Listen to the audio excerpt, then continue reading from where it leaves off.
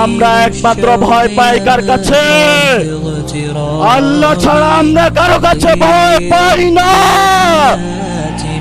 হে মালিক, তুমি আমাদের রক্ষাকারী, তুমি আমাদের রিজিক দাতা।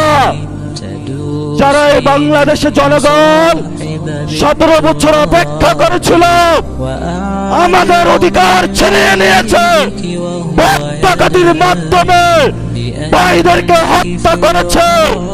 আরশের মালিক তোমার মালিকের বিচারে আমরা বিচার রেখে গেলাম। তুমি তাদের দৃষ্টান্তমূলক শাস্তি বাংলার মাটিতে জনগণের সামনে করবে। আমরা আজকে তোমার মসজিদের সামনে বিচার রেখে গেলাম।